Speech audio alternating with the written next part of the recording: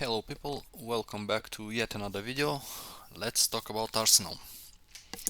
Now this one was painful and the video will probably be as well.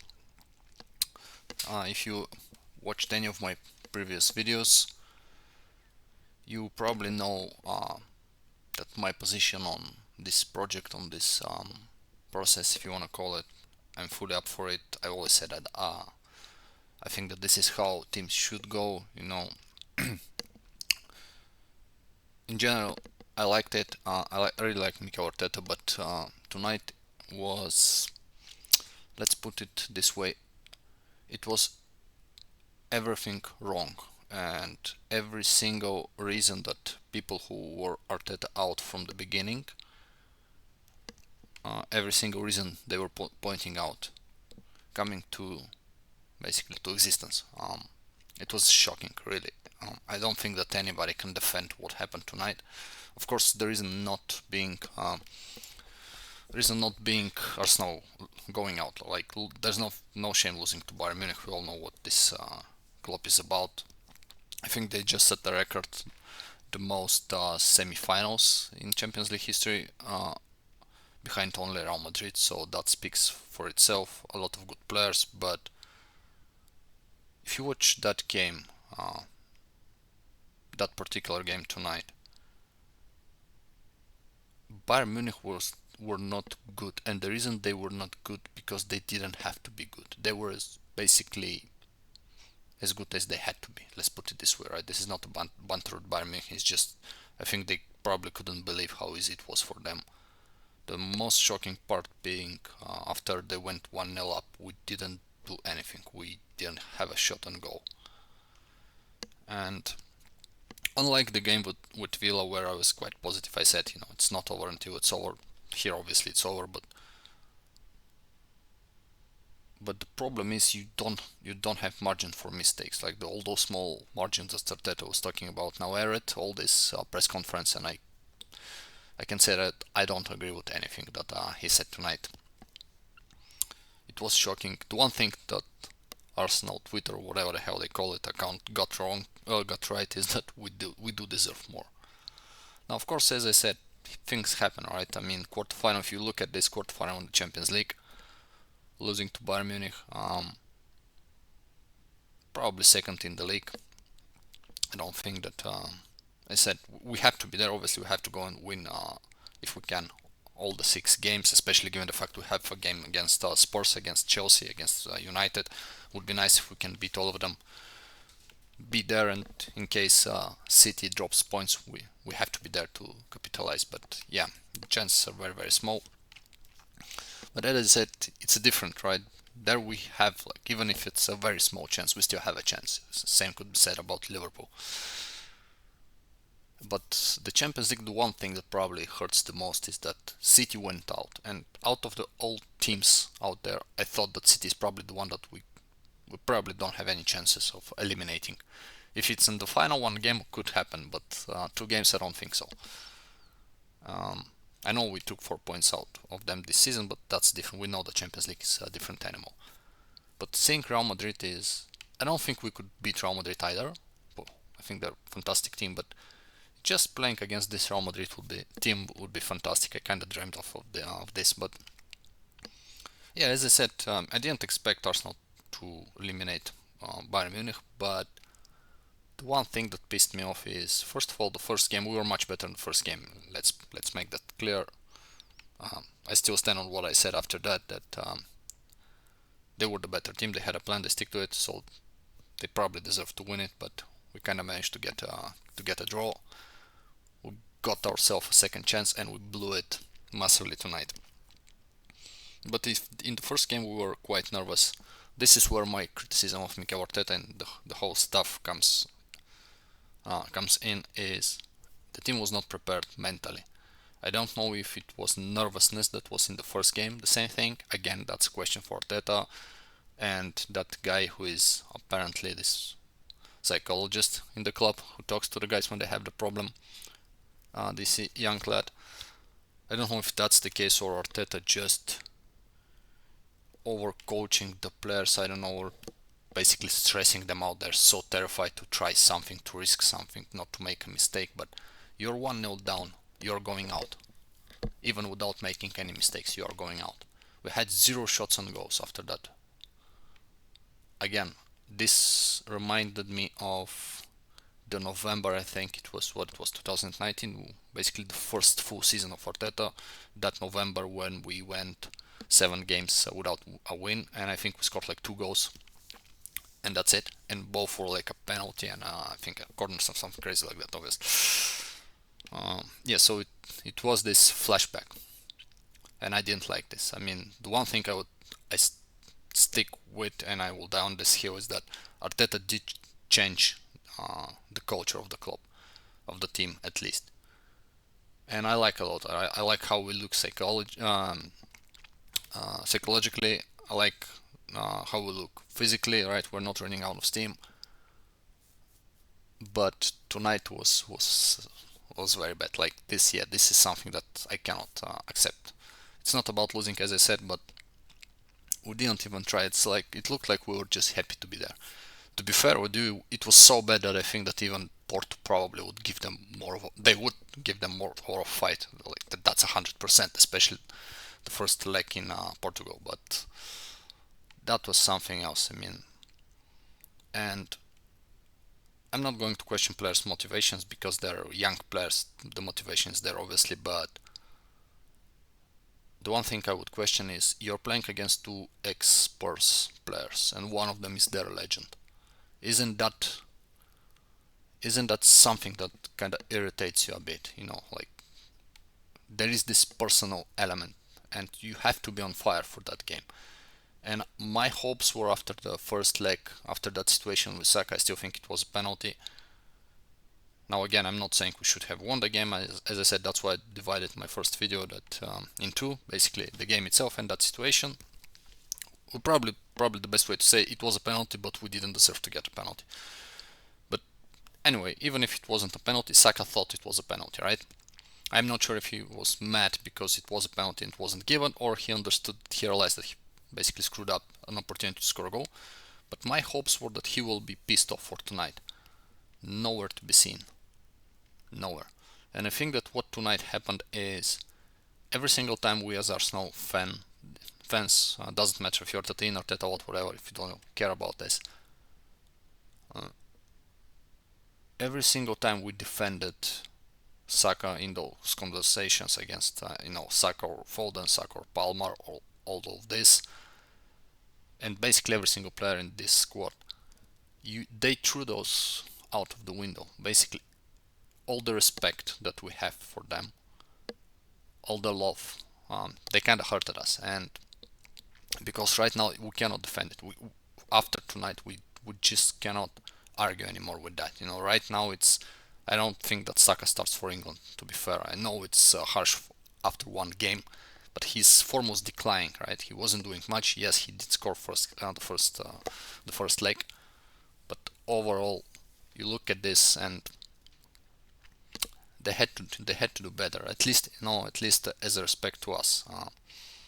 So as I said, this one would be very very hard to swallow. My advice would be just stay away from social media. It will be ugly there. So just don't go there. Don't say something stupid you'll regret probably. Yeah, and the other thing is this club's social media. I mean, those guys have, not going to say they have no shame. I would say they have no brain, because it's bad enough that we go out like this, right? But to go and basically celebrate, right, saying like a journey to remember, what the hell we are supposed to remember here? I don't understand it. It's not like we played some phenomenal football and and we were just unlucky, or we met, I don't know, like Bayern of old or Real Madrid in some glorious battle. It's nothing to remember. I don't even want to remember this. The only good feeling really was that we were back in the Champions League. That's it. Hearing the Champions League music. But apart from that, I don't understand what the hell I'm supposed to remember here. It's just a situation where they're actually humiliating us. They're doing what the other fans right, of other fan bases will do to us in the next couple of days. They did it themselves. And the reason being is, let's say Liverpool wins the league, right? Let's say we don't win the league and City doesn't win the league. Let's say Liverpool overcomes City and wins the league. And let's say City doesn't win anything this year. So no FA Cup, no league. They went out Champions League. For them, this is a failure. We are in the same situation, and for us, it's apparently a success and a year to remember.